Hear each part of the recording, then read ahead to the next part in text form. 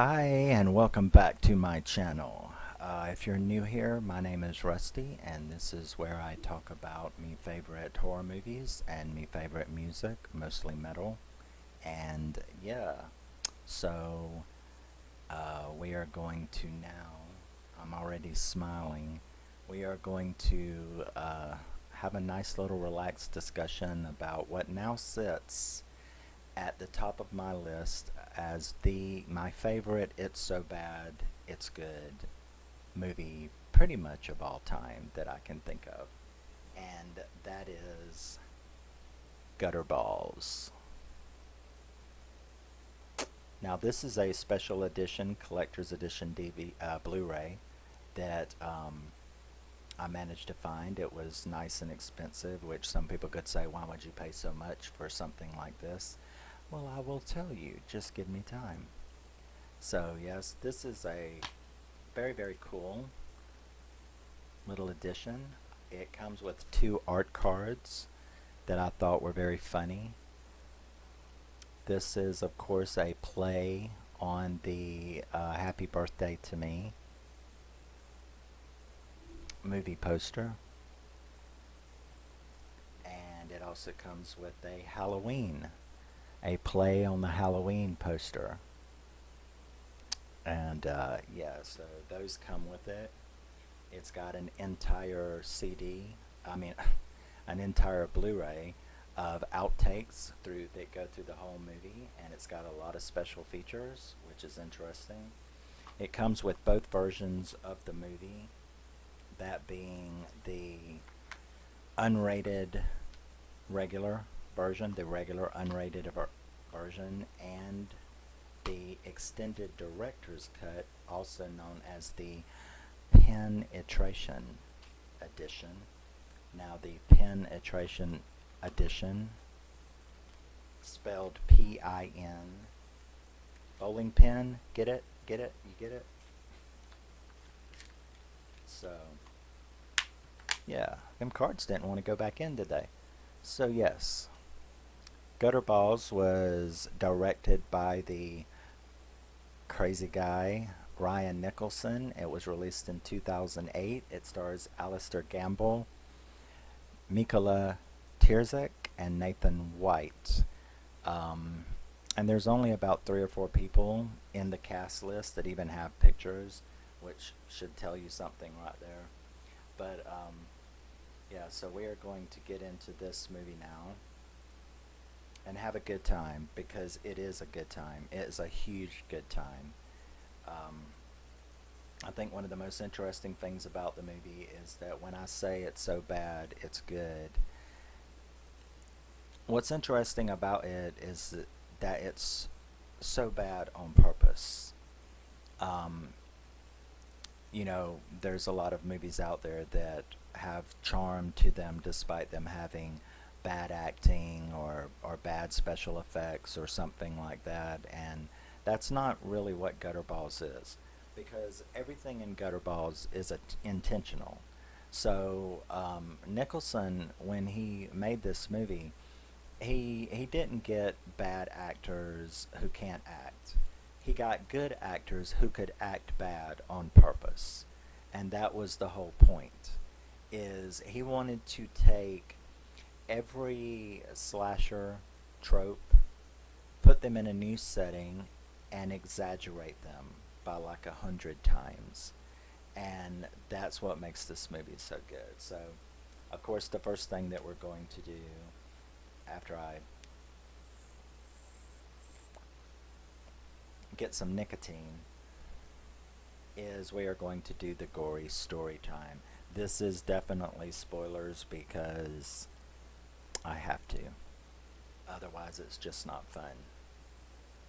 This is a spoiler channel, and this will be a spoiler breakdown. And so we're going to go through the movie, and then we're going to talk about the movie. Or at least I'm going to go through the movie and talk about the movie. Hopefully you'll listen along. If you've ever heard of it, you're fixing to now know about it. And if you haven't heard of it, you really should. So, this movie is a slasher. And it's set a slasher revenge movie. and or a revenge slasher, however you want to call that genre, and in the I Spit on Your Grave vein. And it takes place, it's a one location movie. The entire movie takes place in one location. There's a couple of outside shots in the parking lot, and that's it. The entire movie takes place in a bowling alley, and I don't know of any other slasher. If you do, tell me down below. I don't know of any other slasher that takes place in a bowling alley.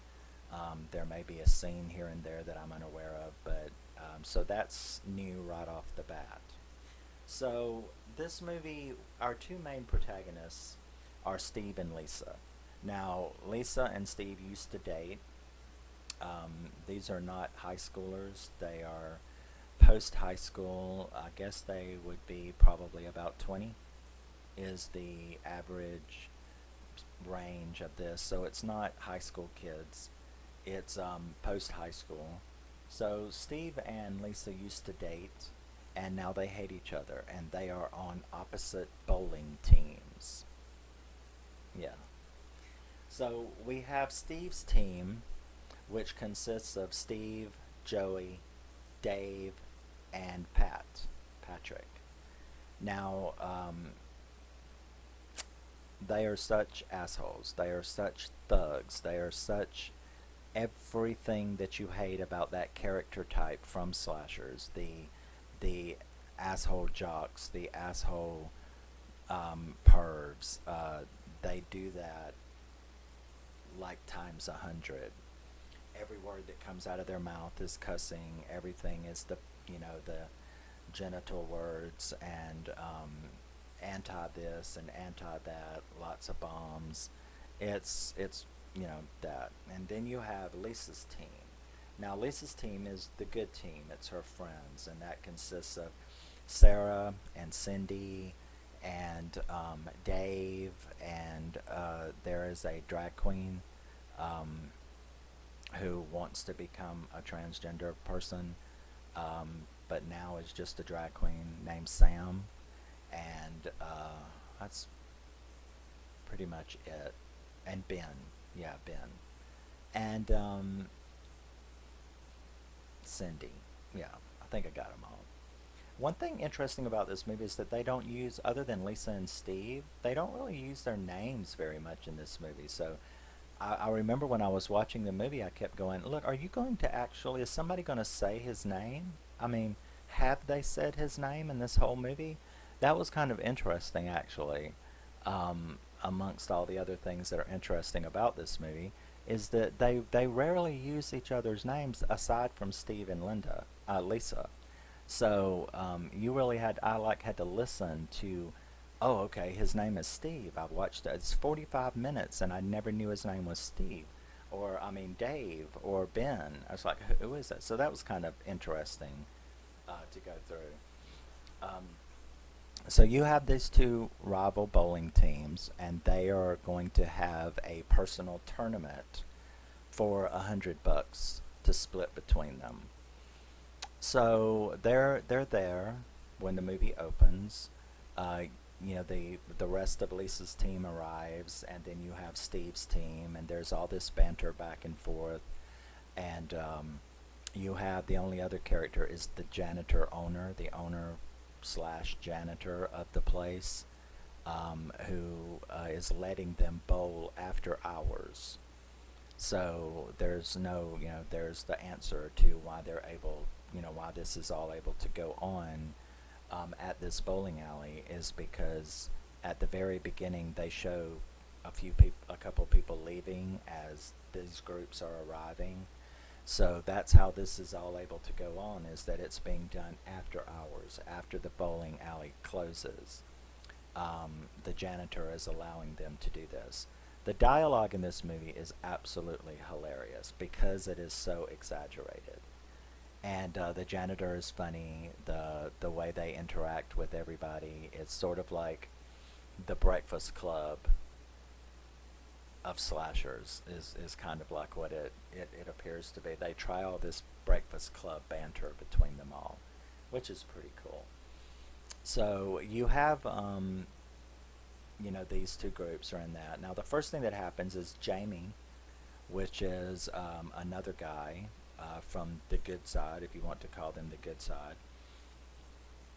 Him and Steve really hate each other, especially over, I think he likes Lisa. So he hates Steve because Steve is so Steve. Believe me, you will hate Steve and AJ and Joey. But so they end up getting into a really huge fight when this little gang, when Steve and his thugs attack Sam with, the anti talk, and they attack her, or him, Sam. We're not even going to play that game, okay? Sam. He attacks Sam, and in a very bad way, and him and Jamie and Steve end up in this huge fight, and it's very, very violent, very, very graphic, and Jamie is actually whipping his ass. Steve manages to bust a beer bottle over Jamie's head, which stuns him, and Steve is about to kill him. I have no doubt that Steve was fisting to kill Jamie right there in front of all of them, had not Lisa picked up a bowling ball and threw it on his foot. So we're talking about a bowling ball, and she didn't set it gently down on his foot. She did the... So his foot is crushed. That puts an end to that at the moment. And the janitor comes out and makes them all leave, bitching and moaning, and makes them all leave. So this is one of the few outside scenes in the parking lot. Those guys, the good team, they're all leaving.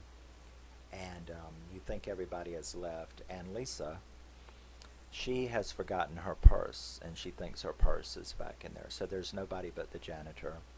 She has, they've all been ran out. So she goes back in, sort of ducking the janitor's vision so that he can't see her while she looks for her purse, and then she realizes that it's not down there, it must be up in the arcade. So she goes up into the arcade to get her purse, where she is greeted by AJ, Joey, Steve, and Patrick.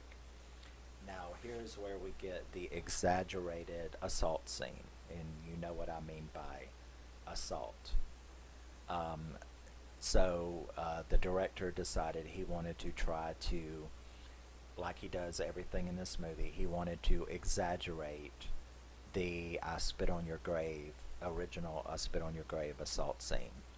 So that takes place. Now, by the time this movie was made, you have to remember that there was the original I Spit on Your Grave, and there was Jodie Foster in The Accused, so there had been some very brutal on-screen assaults, and of course Last House on the Left, the remake though was after this.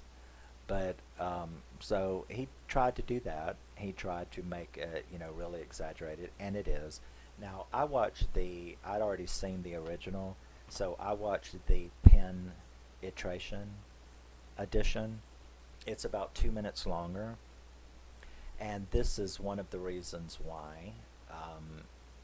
I guess what he did was he called in a porno actress to do close-up penetration shots. Now it's not like I've never seen that before, or that it hasn't been done before, because I have the unrated Caligula, which I adore that movie, and they used porno actors right alongside Helen Mirren and Roddy McDowell. So it's not like there hasn't been movies in which you had actual, live, real, hardcore, pornographic sex. And so I think that Nicholson wanted to throw a little of that in, so he obviously brought in a porn actress to do close-up Pin-etration shots. Now, that's fine. I mean, for shock value.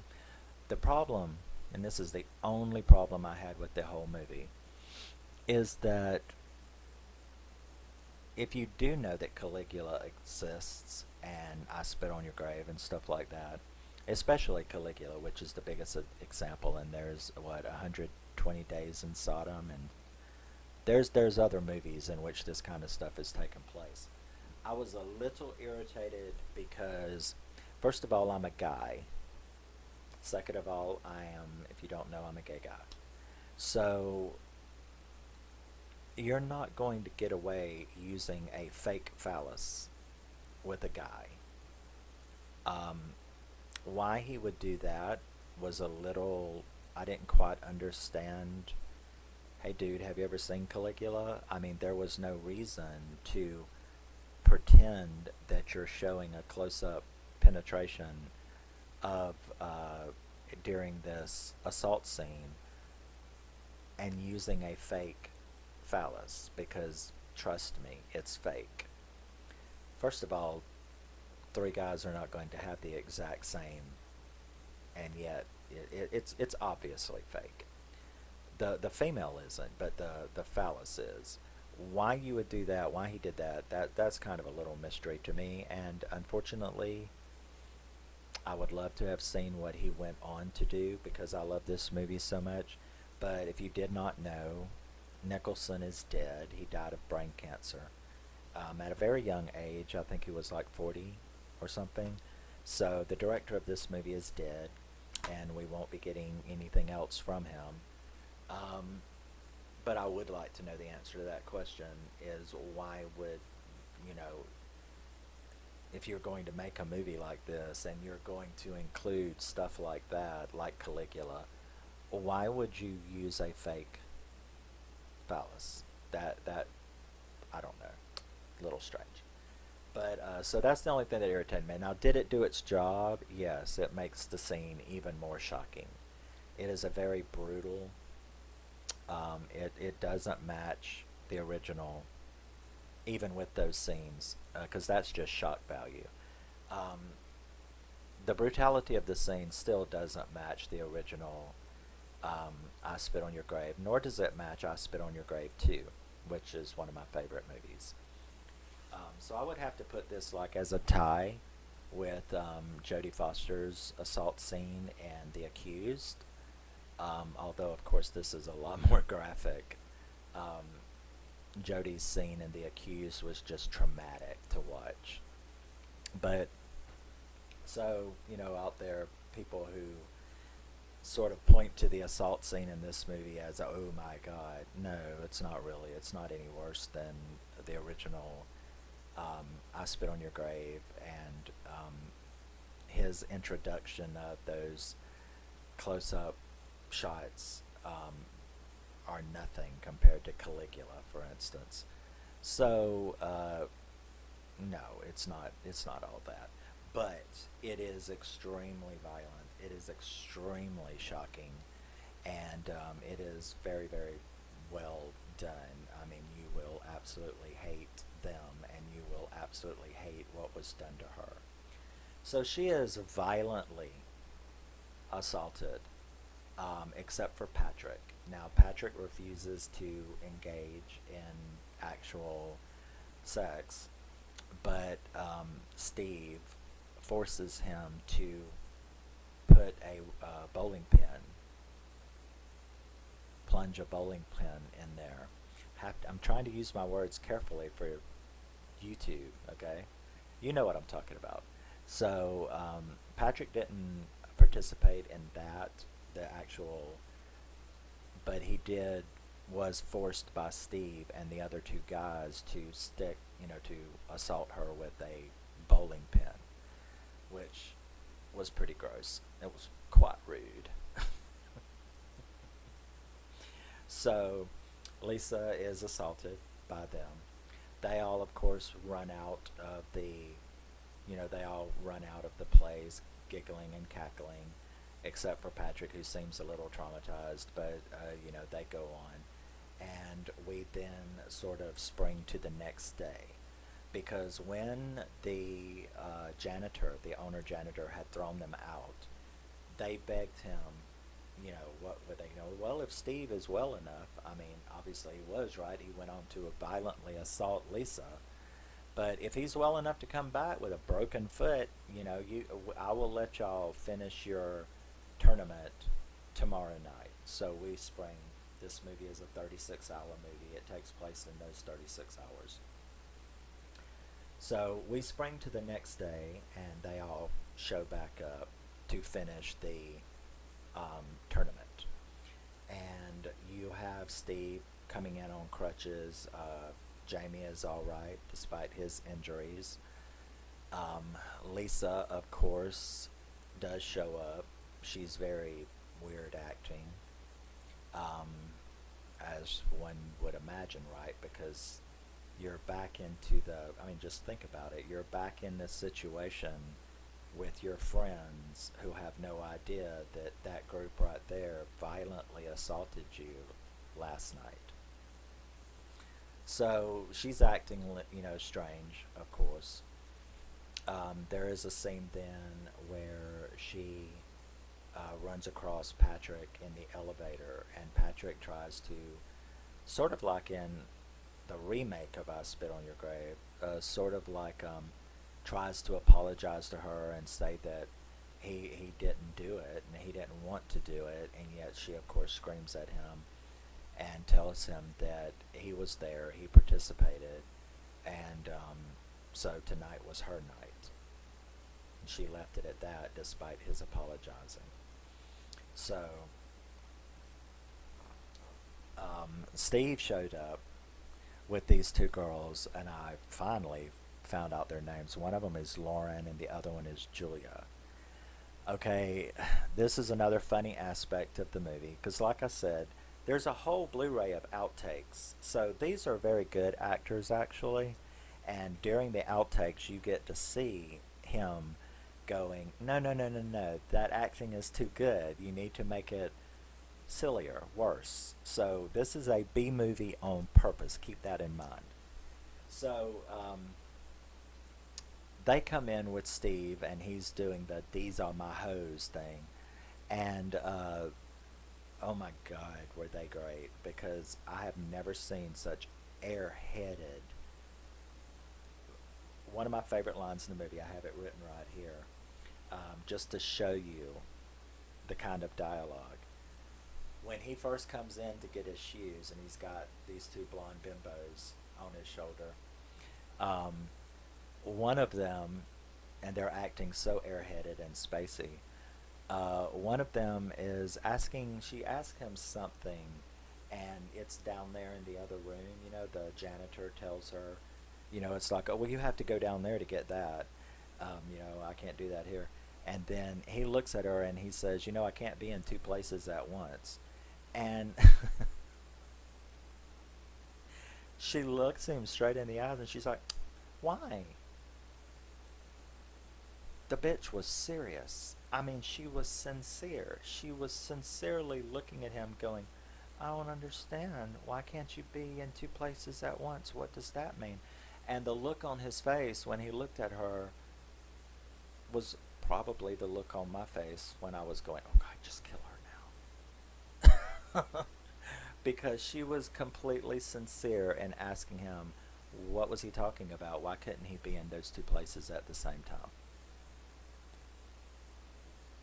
So, yeah, that was, that's the kind of dialogue that you have to deal with, which is hilarious. I mean, their delivery is just hilarious. So, um, like I said, Pat apologizes to Lisa in the elevator, and she, of course, screams at him and walks out, and we're finally up to our first kill. Now, you have to remember, this movie has been terribly violent, terribly brutal. The fight scene between Stephen and Jamie, the assault scene, this has already been a very violent and shocking movie. And we haven't even gotten to the first kill. And then we do. We have him screaming at one of his bimbos to go get a beer from the bar, the janitor. So while she's there, Julia, she meets up with Dave. That's one of Lisa's friends, right? And he's kind of cool, actually. He's actually a little cutie, but he's silly. He reminds me of Ducky from Pretty in Pink. He looks like Ducky. He acts like Ducky. He's got like this 80s vest on with all the pins, you know, the little round pins that people wear on their vests all the time. And so he really, I guess, yeah, now that I think about it, I just thought about that right now, but he reminds me of Ducky from Pretty in Pink. Um, but he meets up with them and they do their absolute repulsively stupid dialogue with each other. And they go off to the bathroom because he asks, when she tells him that the beer she's getting is for Steve, he says, "Oh, well, that's great. Can I pee in it then?" And she's like, "Sure." And he's like, "Really? Seriously?" And she's like, "Yeah." So they go off to the bathroom for him to pee in Steve's beer, which they show. Yeah, it's that kind of movie. So they actually show his stuff and him peeing in the beer. And then they um, are like doing this sexy banter, you know, it's like stop peeking and she's like, "Why not? What about touching?" And you're like, "Oh god." And so she goes over and they start engaging in sexual activity. And just like in Caligula, they're actually showing it. They show her stuff, they show his stuff, and they show them engaging in actual sexual activity, real sexual activity, and it's called the infamous 69 kill. That should be all I have to tell you as to what position they're in, and they're actually showing it in a pornographic way, and we get to see whom we now start to know as BBK. BBK is the killer. Now, BBK comes in while they're engaging in this activity, and with his hands, or her hands, with his hands and his leg, he jumps on them and holds them down. So he's choking her to death with Dave's junk while smothering Dave with her junk in a 69 position. And he braces his leg and holds them down until they are dead. He literally chokes her to death and literally suffocates him with their genitals. Now, whether you believe that that is physically possible or not, you have to give that some damn good credit because that was new to me. I do consider myself, I'm not bragging or being facetious, but I've got more than 15, I've got 1,600 DVDs and Blu-rays, 65-70% of which are horror movies. I am a horror movie expert, and that was new to me. I was just like, I've never, that's good. That's new. That's new. So, that was very interesting. So, back at the alley though, the two teams have noticed that up there on the scoreboards, the word BBK is there. And they're like, who is BBK? Why is he on their rosters when nobody knows who BBK is? And little skulls are appearing next to BBK's name. And now there's two skulls there, which we know why. Okay. They don't. They're like, who's BBK? And this kind of goes throughout the movie is he keeps racking up points and they don't know who this is. So that's kind of interesting. So we get BBK, we get the 69 kill. You also see BBK now that he has been introduced as the villain. You get to see him call the janitor from the basement, and I guess by using that phone call, he's able to determine what phone lines are. Which wires are the phone lines, and in the fuse boxes, and we get to see BBK cut the phone lines. Then we get to see BBK chain up the doors. So now we know that the phone lines are cut, the doors are padlocked and with big heavy chains. Nobody's going anywhere and nobody's calling out. And the fun has begun. So very quickly after the 69 kill, we get to see Sam engage in some banter. You remember, I'm cutting out all the banter. So Sam decides to go to the bathroom to freshen up. So now we move on to Sam's kill. Sam is in there doing his makeup when he's hearing noises. Then all of a sudden he thinks someone's in one of the stalls, aka Scream, and walks up to the stall, and BBK grabs his feet from underneath the stall and pulls him under the stall, where you see a pretty standard but interesting murder scene where Sam's begging for his life, I'll do anything, blah blah blah, when BBK then beats him to death with the bowling pin. However, it doesn't stop there, and I am so grateful that Sam was dead. He then gets down on the floor, BBK gets down on the floor, rips the pantyhose and stuff out of the way, and manginas him. And they show it. That was also new. And you're kind of like,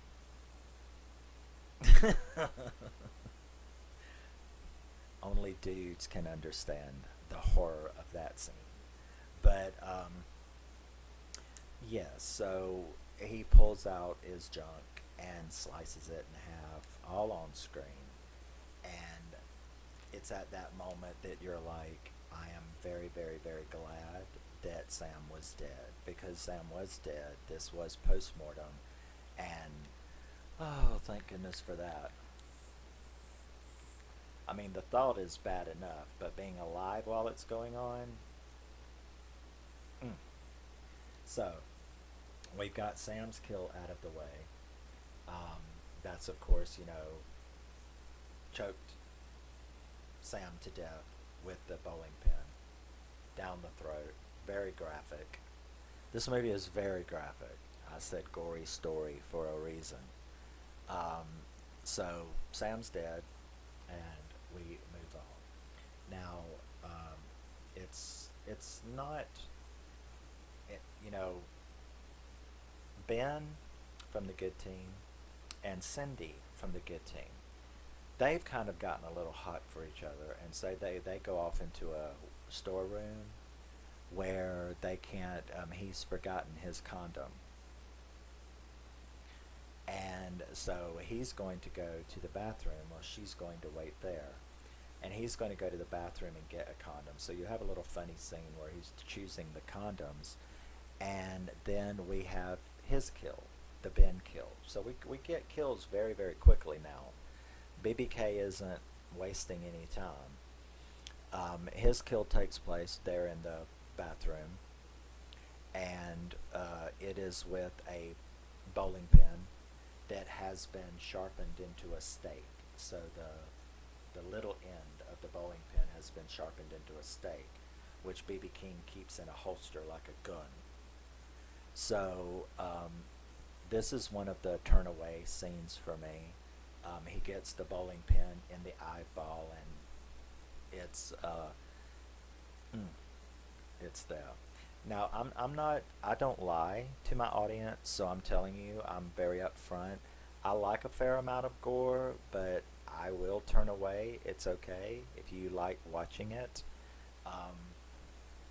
Gore only bothers me when it's so much that you never get a break from it. I admit that there were about 6 5-second scenes are parts of scenes in which I had to look away. I do not feel ashamed or bothered by that fact. And what that looks like, if you would like to know what that looks like, I'm watching right here. This is my 30-inch screen where I watch my movies. And if something like that happens, it usually happens just like this. I'll show you. It's like, oh, okay, I need to watch that movie again. And we're back. So that's usually how it goes on. I will look away during the absolute worst part of whatever the fuck is going on. And this happens about 6 times during this movie, little 4 or 5 second lookaways. And I'm not ashamed of that, okay? I watched a majority of the scene. I'm just not watching. If it just starts going a little too far, I have to go, okay, let's look over here for a second. And yeah. So the Ben's kill definitely happened. That mangina thing, that the yeah, I was. We're looking over here for a second, but so Steve realizes that they're locked in at this point because he's gotten pissed off. His chicks have never come back with his beer, and he stays in a rage throughout the whole movie. So he goes and finds the chains on the door and realizes that they're locked in. So we then jump back to Cindy's kill. Now Cindy gets killed. She was the one with Ben, remember? So BBK comes in and she's like, "Where have you been?" You know, because he's the one who went to get the condom.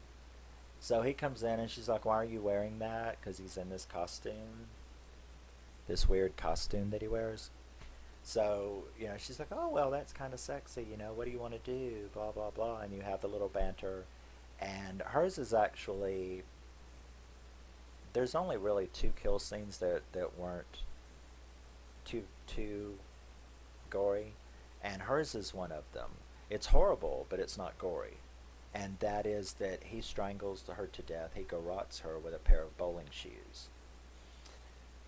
New movie, new environment, different props. I mean, if you've never seen a movie based in a bowling alley, you're probably going to get to see props that you've never seen used in horror movies before, right? So she is garroted and strangled to death in a very, very, very brutal and bloody fashion by a pair of stinky bowling shoes. So that was her kill. Um, now we move very quickly on to Lauren, one of the blonde bimbos of Steve, the other blonde bimbo. You know, the one that said, "How can you not be in 2 places at the same time?" That one.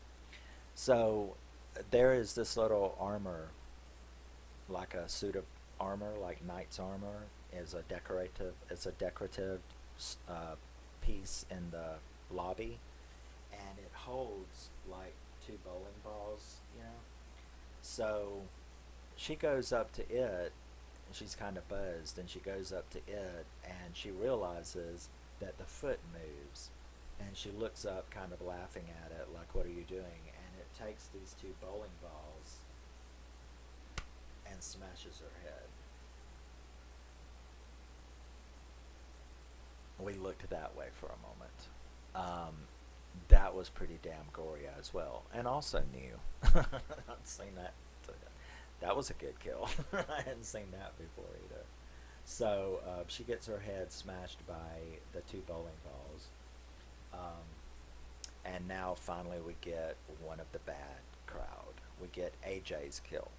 Now earlier Joey um, had went to get his ball waxed. Now I've never been to a bowling alley, to tell you the truth. I used to go skating, roller skating all the time, but I've never been bowling. Um, so I didn't know there was such a thing, but there's actually a machine that you sit your bowling ball in, and then you can like hot wax and polish and stuff. I didn't know that. I had no idea such a thing existed. And yes, I've dropped part of my cigarette. But in any event, um, earlier Joey had gotten his balls scratched up. I know this sounds funny, but he had gotten his ball scratched up, and he went and complained to the janitor that the machine had messed up his ball, and he wanted a new one. So AJ had went down to the ball machine, and I can't remember, the janitor offered to pay him or something to go down there and, oh yeah, to go down there and put an out of order sign on it because he didn't want anyone else's balls messed up the next day. So AJ goes down there and he's so stupid, but he goes down there, and he's going to do that, and we end up with AJ's scene, which his head is grabbed by BBK, and his head is forced into where the bowling ball goes, the hot wax and polisher. Oh my God, it is disgusting. We looked over there for a minute or two of that, or a few seconds of that as well. Especially when he pulled it up and showed you what damage was being done. So yeah, that was pretty. Yeah, that was new. So, Steve ends up asking where Joey is. Well, one of the, I don't know what you call them. I've never been to a bowling alley, but you know the pin setters. Possibly that's the correct term. Well, the pin setter, one of the pin setters was messed up. The pin setter on their lane. So Joey had went back there earlier to supposedly fix it, and nobody had seen him since. So Steve gets pissed off and goes back there to find Joey. Now you have to realize that like people are starting to notice, where the fuck is everybody at? Because the bodies have piled up here pretty damn quickly, right? So he goes back there looking for Joey, and when he gets behind the pin setter alley, he sees him up there. And he's like, what the hell are you doing? Which is exactly what I said, because he's up there and you can tell that his pants are down because his wiener is hanging there and his butt's hanging there. And he's like, well, what are you doing, you pervert? Why are you, what? So, and I'm saying the same thing. And then he gets up there to him, though, and realizes that the bowling pins are everywhere from that particular lane. Blood's everywhere, and his head is gone. So one can only imagine why his pants were down. But I think we're fixing to find out. Because when Steve turns around, there stands BBK. Okay. So BBK is standing down there at the end, and he's like, who the fuck are you? What are you doing? Did you fucking do this to my friend? I'm gonna beat your ass. And BBK comes walking up to him and just baps him on the head, right? Just like baps him a couple of times on the head. And Steve is no longer the badass that he thought he was.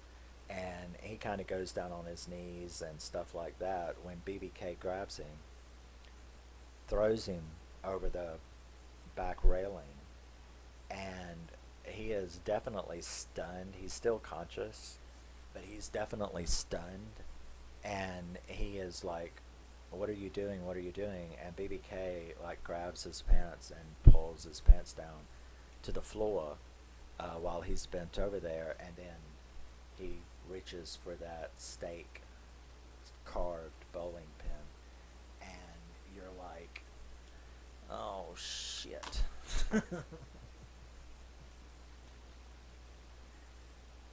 I have a feeling that I know what's about to happen, and that's exactly what happens, because he assaults him with that bowling pin, and he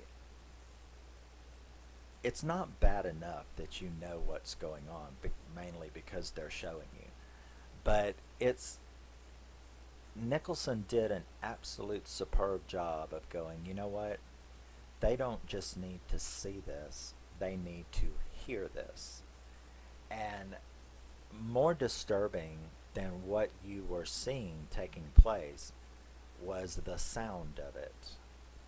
Um, it took me a few minutes to kind of think of the correct word that I wrote down because I couldn't think of the correct word for it, but plunging. That's the correct word for it. The sound of him plunging, and it's not killing him, and it's not like he's sticking it up there a foot, it's only about that much, it's just the sharp end, but he's plunging it, and the sound that it is making is just like perfect to make you go, oh god. And no, I'm not going to try to do it.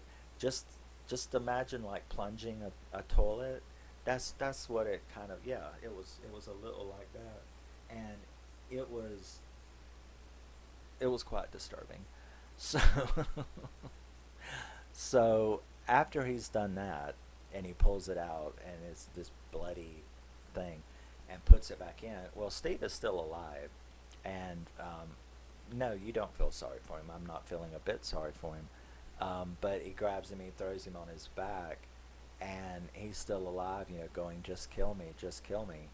And BBK sits down on his chest and starts bashing his head, and there's a nice 3 or 4 second look away of that as well. Because, like I said, this movie is graphic, gory graphic. And the gore looks real as well too. It doesn't look very fake. That's the one thing I can say now, that the gore in this movie does not look fake at all. Because if it looked fake, I wouldn't be having to look over there at a stack of movies for a second, you know. So yeah, that's that scene.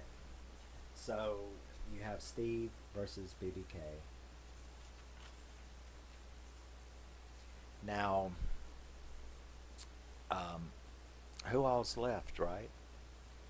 Because BBK's back there bashing Steve's head in. And you have Jamie and Sarah. Now, Lisa, she showed up a few times, which of course is making you think, right? So Lisa has showed up a couple of times, but she comes in, she acts all traumatized, and she walks out, you know. And so you're pretty much, that's it, right? So you've got Jamie and you have Sarah left. And they have finally, noticed that where the fuck is everybody at? And they have noticed that BBK up there on the scoreboard, man, he's got like what, 7, 8 points? Skull and crossbones, Jolly Rogers, you know? So they finally decide maybe we should look for people, right? Something's going on. So they start trying to look for everyone. And right before they do that, they're waiting for the ball to come back through that little ball thing where your balls come back after you roll them down the lane. The ball returner. I don't know. I don't know. But so Jamie sticks his hand in there, and he's trying to like act silly in front of Sarah, and so he's like, oh, he acts like something grabs him, which kind of makes you jump as well. But then he pulls it out, and he's like, ha ha ha, and she's like, what's that on your arm? Because there's blood on his arm. You hurt yourself. He's like, no, I didn't hurt myself. You know, and that's when Joey's head comes up, like a bowling ball would come up for you to grab.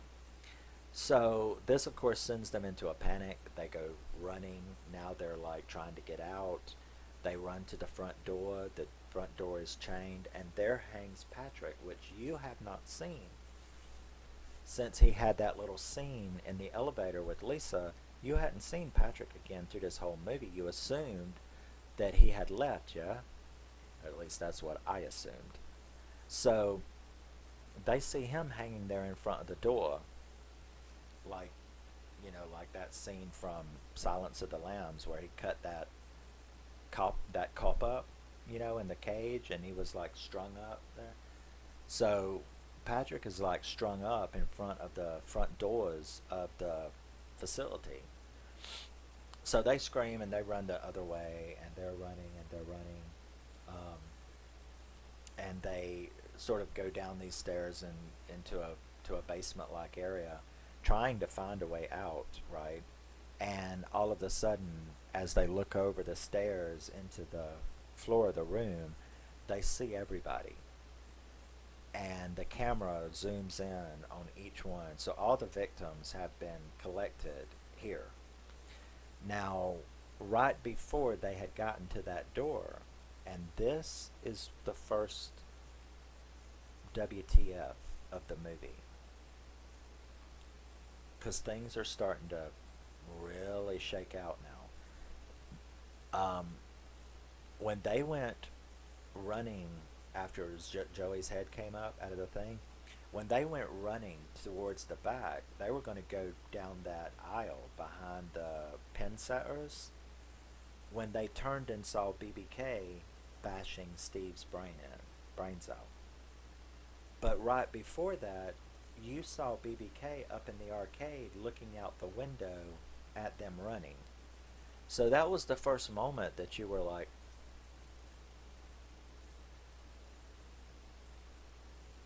there's two? Wait. Okay. So that was the first moment that you found that out and made you go, whoa, what the fuck? So they run the other way down that door, and that's where they get into that room. I had to backtrack a second. So they looked over, and there's all the bodies, and the camera like zooms in on each one of them. So you see Dave with his junk hanging out. You see the mangina of Sam. You see everything. You see Lauren's squished head. You see, it's horrific. And on the wall, you see these writings when they run down there. Why would you run down there? I think the reason that they run down there is because that's the only door that they had left to try, was you're going to have to go down the stairs, go through the bodies to get to that door. So, you get to see everything close up, which is like you haven't been grossed out enough in this damn movie so far. And when they do, they notice on the wall it says, "You let this happen." Okay. So, right about the time that they get through screaming and all at all the bodies and they're trying to walk through them, out walks the janitor. And you're like, okay. I should have thought it was him, but I didn't think it was him because there was no reason to think it was him. I thought it was Lisa, right? Of course, I did wonder several times how could Lisa, it's not like she was a bodybuilder or something. She certainly does seem to be pulling off some pretty hefty body work. But then, of course, we've just had this double BBK thing, right? So maybe she's being helped by somebody. It's the whole point. That's what's so good about this movie, is that it really does perform well. you know. So he comes out, the janitor comes out from this little thing, and he is completely a psycho now. He's been calm through the whole movie, and now he's like this total nutter, yeah? And he starts yelling, they let this happen because Jamie and Sarah are standing there screaming when he walks out with a shotgun. And that's when Jamie says, "You were only supposed to kill those four."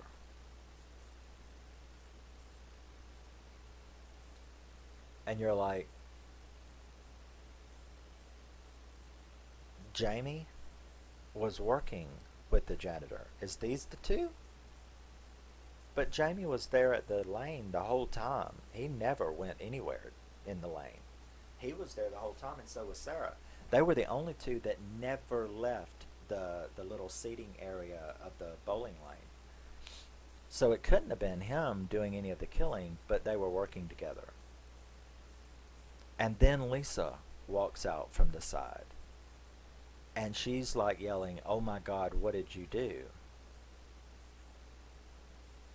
So Jamie starts trying to explain both to her and to us, and screaming at the janitor that you were only supposed to kill them. And Lisa is like screaming, "But Dad."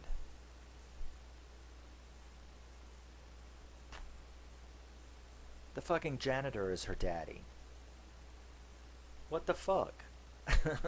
So you're like, oh, okay. Alright, okay, okay. That's good. That's new. Alright. So, just like everything else in this movie, Nicholson wanted to take every trope to the extreme. So he couldn't just have one reveal. He couldn't have one WTF moment. He had to have five. You know, everything was so exaggerated. So the janitor is her daddy. Jamie likes her. Jamie had seen her, because now they're trying to explain this to Sarah, who the janitor, who daddy wants to kill, because she's seen his face. So Lisa knew about it. Jamie knew about it. Turns out that Jamie came back the night of the assault, found Lisa, okay, was going to kill Steve, called the dad, the janitor, and came up with this plot to get back at Steve, AJ, Joey, and Patrick. But Lisa is now freaking out because you were just supposed to kill the bad guys, not all my friends who didn't do anything wrong. And the dad is like, yeah, they did do something wrong. They let you come back into this place and get attacked. I don't agree with that. I don't agree with that. Everybody had left. The friend, that is not their fault. Okay, that was shitty. That was just crazy. And Sarah said so. You know, Sarah was like, "This is fucked. You're both fucked. You're all fucked. You're all fucked." Because we didn't do anything wrong. They didn't do anything wrong. They didn't do anything wrong. They had no idea. You know, and neither would you. Don't even lie. Everybody had left. You were the only people there besides the janitor. She just went back in, and hell, now you're finding out that's her fucking daddy. So what a fuck, yeah. So you're like, oh my god. So you think everything is like, you're watching them banter back and forth. Sarah and Lisa actually get into a cat fight in the blood and guts on the floor. And Jamie and BBK, who now we know as the bowling bag killer, because Sarah figured that out. She's like, BBK, you're BBK. And then she thought, looking around, the bowling bag killer, and he's like, exactly. So you're like, BBK, bowling bag killer. Yeah, okay, that's good. All right, that's new too. So you have this very hectic scene going on when all of a sudden everybody screams except for the janitor, because BBK in full costume walks in from over here. And you're like, oh god, what now?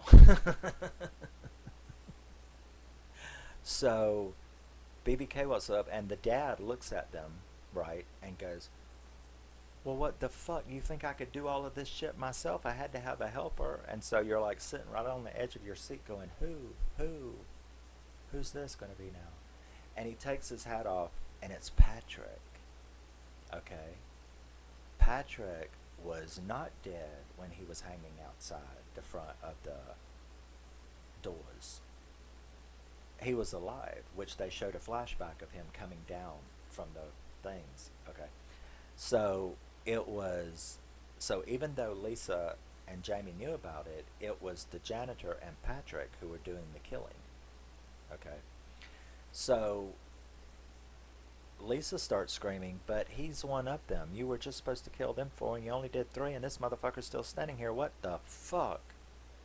So he's like, but yeah, but I had to have a helper. And besides, turns out, Patrick had called the dad and explained to the dad what happened and told the dad that he was going to the cops to, one, turn himself in, and two, put the other three guys in prison for assaulting his daughter.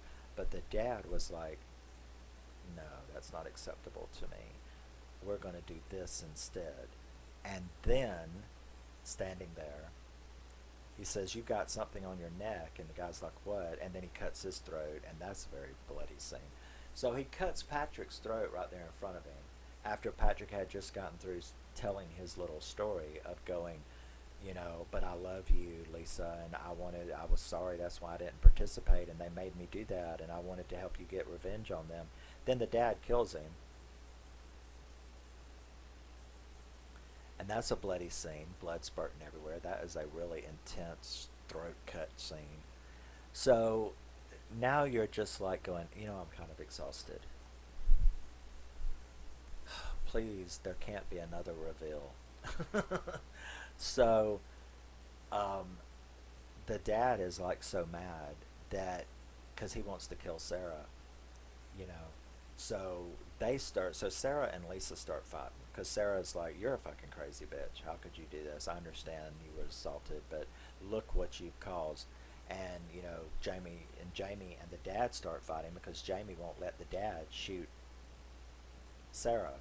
So they start rolling around in the muck, and the dad almost gets to kill Jamie when Jamie grabs the shotgun that he was holding and blows the dad's head off. Very graphically. So Jamie gets up, and Lisa and Sarah are over here fighting and carrying on. He breaks them up. Sarah and him, you know, kind of move back, and Lisa kind of starts fighting towards them. And Jamie's trying to calm her down, and then Lisa grabs the knife from off the floor and starts running at them. And then Sarah blows her ass away with the same shotgun that Jamie just used to kill the dad, blows her ass away in the guts, very graphically, while she lays up against the road with her guts hanging everywhere. And you're like, this is good. So now every fucking body's dead. The victim's dead. The perpetrators are dead. The innocents are all dead except for Sarah. Jamie knew about it all, and they're free. So they go out that door into the parking lot of the bright blue day, and they start walking away. And Sarah's got the shotgun, and she walks a few steps in front of him, you know, and she's like, you know, I can't believe that y'all did that. And she's walking a few steps in front of him, and he's like justifying everything, like going, oh, I'm sorry it didn't turn out that way, but they had to die, you know, some people had to die. And that's when she turns around to him, and he's like, what are you doing? And she's like, I told you, you're all fucked. And then she blows him away, and the screen fades to black. Sarah's the final girl, the one that had nothing to do with anything, who was not attacked except for that one moment. So Nicholson even had to like change up the whole final girl thing. She wasn't pursued except for those last 5 minutes. She was at peace and rest in the bowling lane alley, but none of this went on, you know. So the final girl turns out to be someone who found out everything in the last 5 minutes, or 10 minutes. The last 10 minutes of the movie, didn't have to do a lot of running at all, and yet she ends up being the final girl after she blows Jamie away. So there you go. Screen fades to black, and you are left like exhausted while you try to digest this masterpiece of bad. So,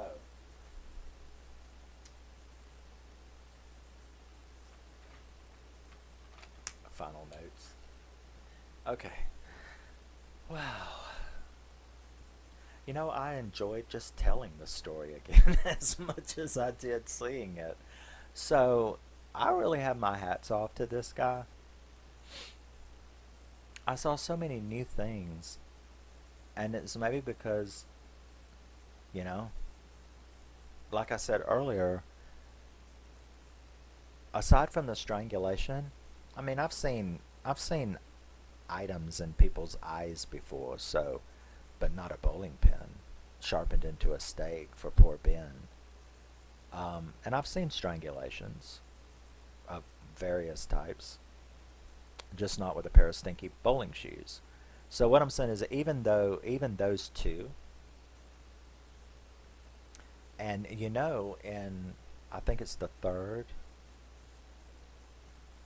I mean, there's even been the bat up the butt in the third, because there was the original I Spit on Your Grave, then there was the remake, then there was part two, which is one of my favorite movies of all time, then there was the third one. In the third one, there's a guy that gets a bat put up his butt, and she takes care of it with a sledgehammer. So even that's been done before, but not with a sharpened bowling pin, and not with those plunger sounds, because that was very disturbing. So the hot wax machine, there was a great deal of I haven't seen this before in this movie, and I think that's the reason why I liked it. I liked the banter, I liked the atmosphere, I liked the stupidity of it all. But I think what I found most interesting about it was that it was on purpose. Like I said earlier, kind of going to kind of backtrack some things. I think that finding one of those "it's so cheesy, it's so bad, it's good" movies, there's a few of them that I like.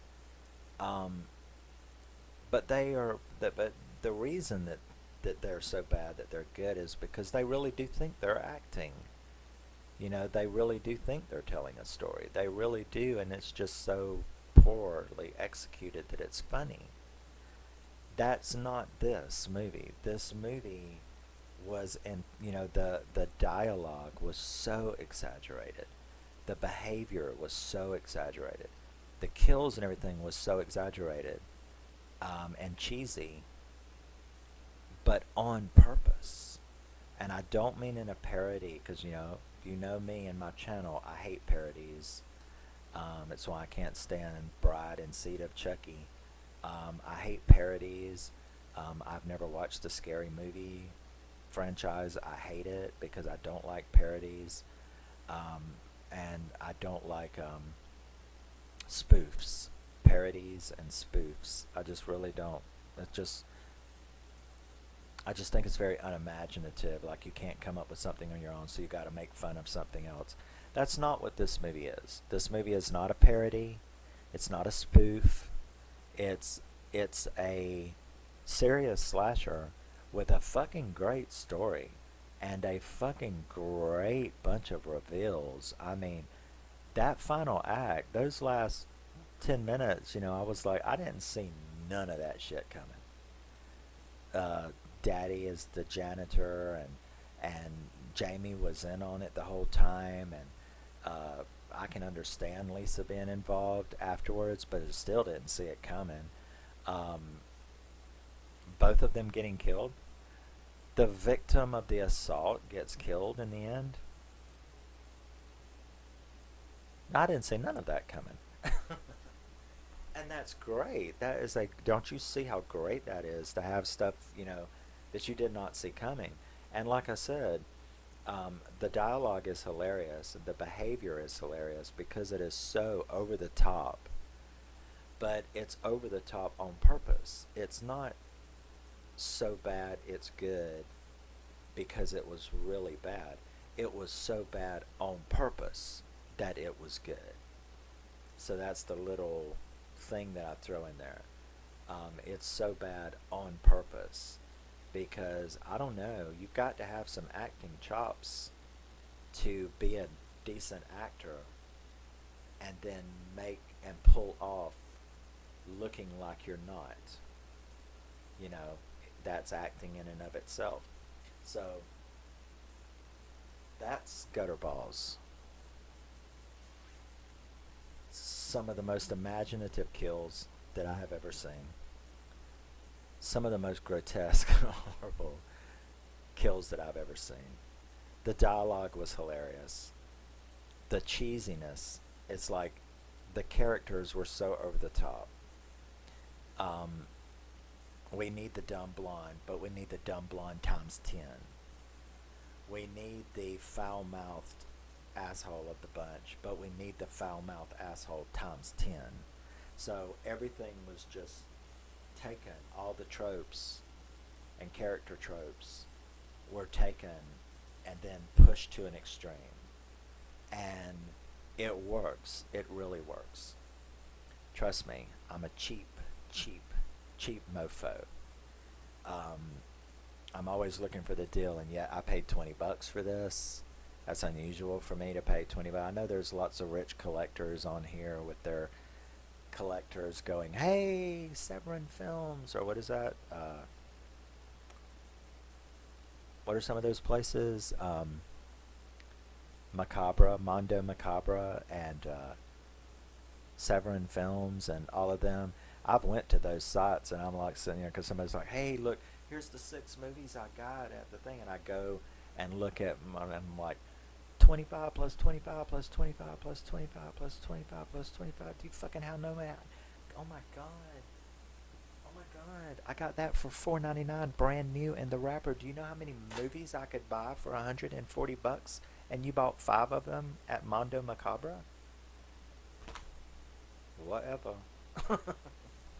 So I'm cheap. So I mean, you know, I have paid 25 bucks for movies like this one, and Sleepaway Camp, the collector's edition of Sleepaway Camp, and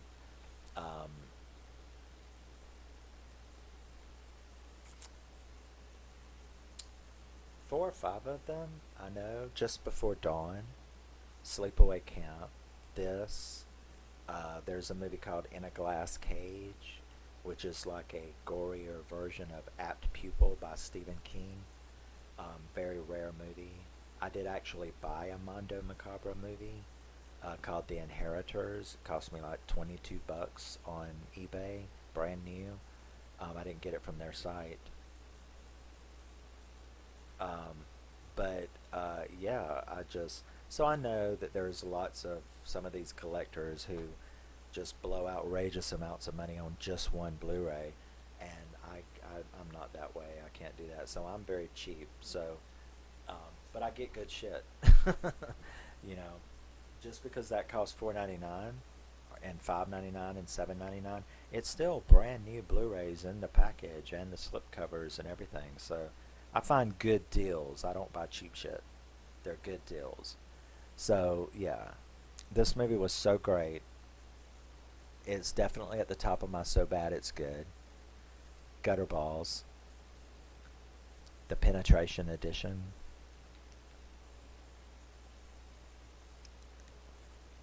So yeah, and that's it. I've really enjoyed talking about this, as you can see. I enjoyed telling the story as much as I enjoyed watching it, because it really is WTF. It really is what. So yeah, I really liked it, and that's gonna do it. Oh my god, I can't imagine how long I've blathered on. Oh yeah, this is a long one. Okay, so if you stuck around, that's cool. I appreciate it. I'll get off of here before it's like super long. It already is super long, but love you, miss you, bye. And I will be back with whatever I choose to review next. If you have any suggestions, let me know if I've got it. But join me. Remember, you are a very special person. No matter what anybody tells you, no matter what the world is doing to you, you are a special and unique individual. and you can always be a bullet for my Valentine. But support indie horror and indie horror filmmakers. Yes, hallelujah. And I will see you in the next video. Love you, miss you, bye, and keep screaming when appropriate.